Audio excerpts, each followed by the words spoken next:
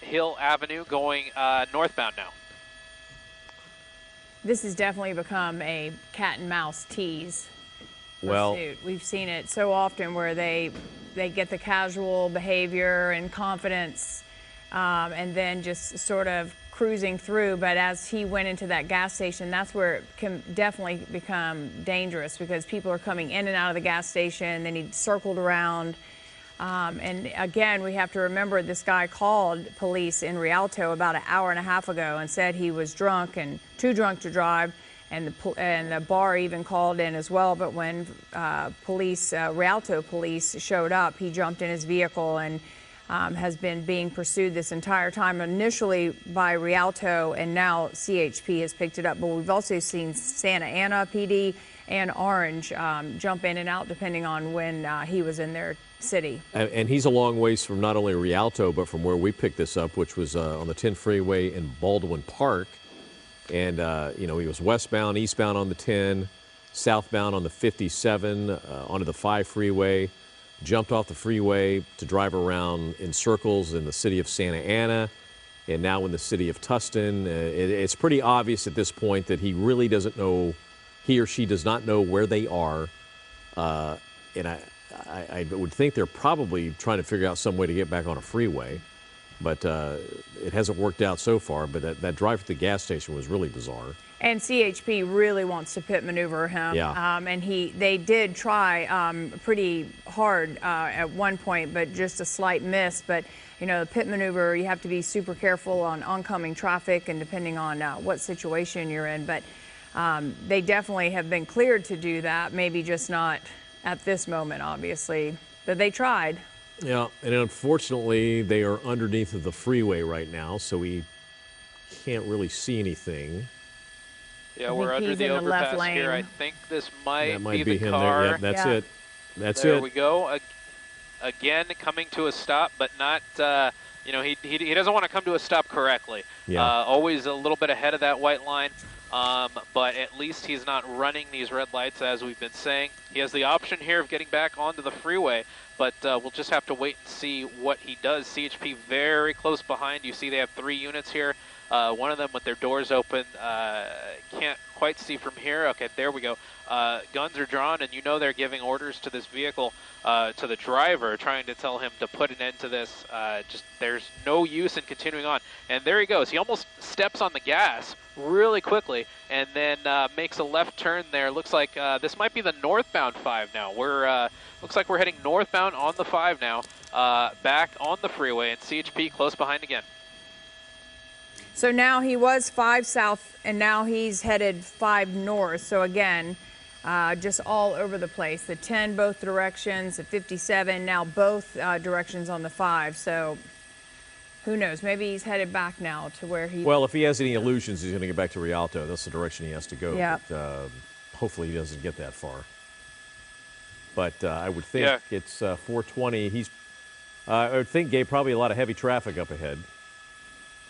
Yeah, looking ahead of the, looking out the window here, there's a lot of traffic, normal traffic for this hour.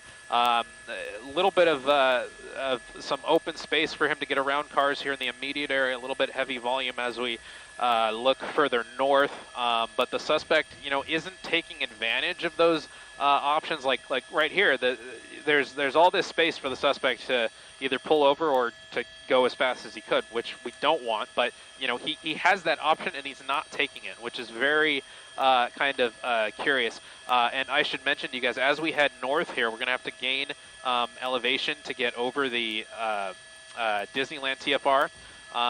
And as we say that, he is taking an exit. That's going to be the 55. We'll see which we'll see which direction he commits to. I believe that might be the southbound 55. And bear with us here as we work with the air traffic controllers to get on the other side of this temporary flight restriction. Just to clarify, you said 57 south? No, the 55. This is going to be the 55 south now. 55 south. Sorry. And I'm hearing this might be the north. He is heading north 55 now. north. Yeah. Okay. That's what it looked like. Let's see. Bear with us here as we try and regain eyes on the suspect here. There's a couple of the CHP vehicles. So this There pursuit. he is. There he is. So him? exiting the freeway now. Apologies for that. Back off the freeway. So this is, as you guys were saying, definitely a cat and mouse game.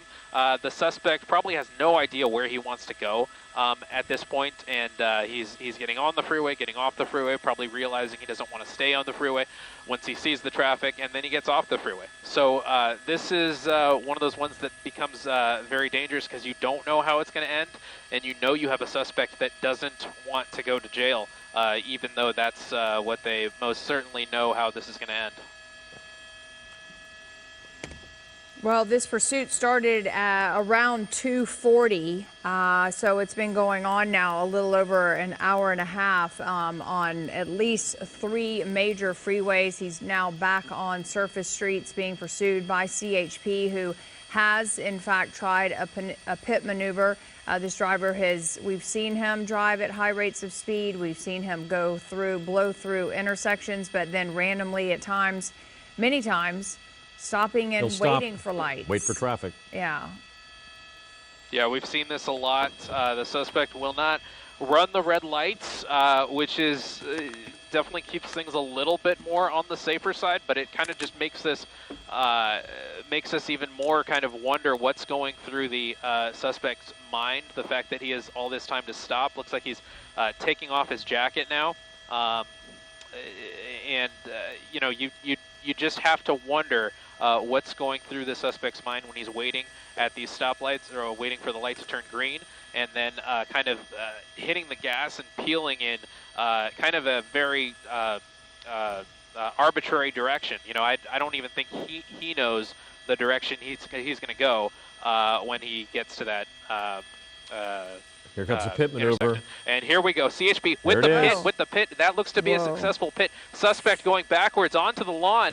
And we'll see if that actually brought the engine to a stop. It looks like it has, and that may bring this thing to an end here, folks. Suspect out of the vehicle, hands at least visible, hands not in the air yet. Suspect kind of walking around now, hands are in the air. Now the suspect looks to be looking at the damage. He's not happy with the with the damage here, but you know, he brought this on himself as he's walking around, not particularly following CHP instructions as of yet. I'm going to widen out a little bit and see where CHP is. They have their guns drawn. That body language is not good. Yeah. No. Not good body language. Now we finally have the hands up, but still he is walking towards the officers, and that's not necessarily what they want to have happen right now. Hands are going up and down and up and down, and that doesn't tell us that this suspect is going to be very compliant in this situation. Continuing to kind of walk around his car and see what's going on, and now hands in the air, continuing to walk around the car on the sidewalk now, and we'll see if he actually continues following the instructions of CHP. Not good body language, as you said. He is not following the directions of officers right now. So we'll see what they decide to do. Maybe they have some less than lethal option. And there he is. He's just going to sit on the curb and call it a day. So there you have it, folks. But that's not necessarily what the CHP wants him to do. They're still going to be calling out orders to have him get proned out on the ground, which is a more safe way for the CHP to take this suspect into custody. Not necessarily what he's doing right now, which is just sitting on the curb after driving around for the better part of the last hour and a half. Wow.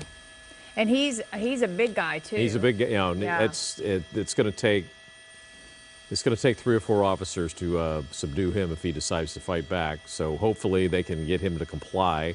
And no movement from inside the car, so that's a good, you know, we originally thought maybe there was a passenger there, possibly a child on the lap of the passenger, but it looks like just this guy, but very agitated and not a great body language for these officers. Of course, they train for this, but this is going to be a lot of talking him down and trying to convince him to surrender. No, I don't think they'll approach him until he rolls over onto his stomach with his arms out.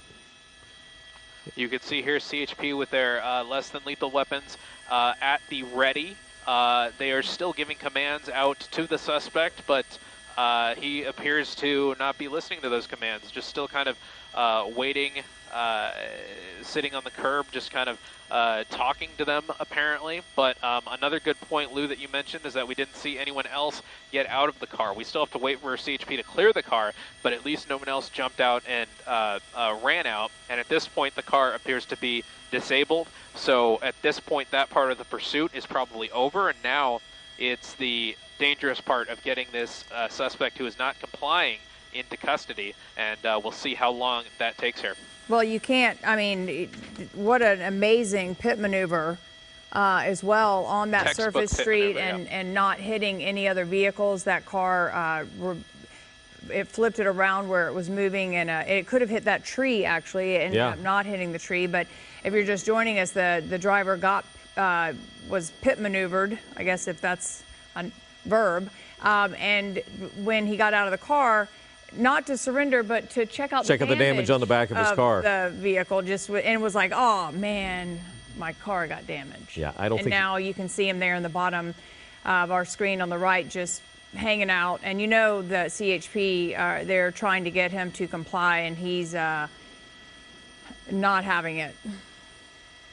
But again, you have to remember, this guy called the police in Rialto an hour and a half ago and said he was drunk. And then when they showed up, he jumped in the vehicle and has been driving erratically for those 90 minutes. So we've got 1, 2, 3, 4, 5 black and white units. So that's at least 5 CHP officers. Another vehicle coming up now. That would make 6, 7 black and white units. They may not necessarily all be CHP. It might also be the local police in Santa Ana. But yeah, we have two canine units from Santa Ana Police Department that just appeared on scene here. So they might be an option to bring the suspect in custody here. And let's see, this other vehicle is also a Santa Ana Police Department vehicle. So that's what you normally see when CHP kind of brings a pursuit to the end on surface streets. And here you go, you have the suspect now hands on his head, which is a better sign than we've seen before. So maybe we'll see the suspect turn, he probably heard those himself dogs in right now. Say again? I said he probably heard those canines. Oh yeah. You hear that vehicle roll up, and the Santa Ana Police canine come up to the scene, and that's definitely a scary sound. Anytime a suspect would hear that, you know that's got to, kind of make him think twice about how he wants to bring this to an end. And you see there he is barking. He knows that dog is very excited about maybe what he's about to do right now.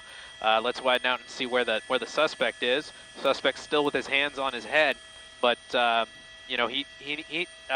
suspect needs to start thinking about. There he goes. Finally. Well, the scary thing is we still don't know if he's armed or not. So that is, he could walk right up to them. We still don't know if he's armed, and it was a little scary to see him kind of walk up facing the officers there. But there you have it. He finally turned around. A CHP officer, I believe that's a CHP officer, finally clamping the cuffs on the suspect and bringing this to an end here. And he looks very unhappy, but at least he can say this, that he didn't get bit by one of those Santa Ana Police canine officers that I'm sure would have brought a very painful end to this. And other than that, a safe end to this pursuit. No one else hurt, including the suspect. Gabe Santos, thank you so much. Good job up above following this pursuit that's been going on for over an hour and a half. We've seen this guy just all over Southern California on freeways. And that last part there where because he's a big guy, he was walking so aggressively towards them. You could see their body language too, sort of thinking, is he going to stop? Well, he was defiant until he finally got out of the car. And as you said, you could see he was upset because of the damage to the back of his car from the first time they tried the pit maneuver. But he just sat down on the sidewalk, but he would not comply with the officer's request for him to, to roll over and in a prone position. But it's amazing, once the K-9 unit from the Santa Ana Police showed up, a total change in attitude. Yep. All right, so this brings a conclusion to this pursuit.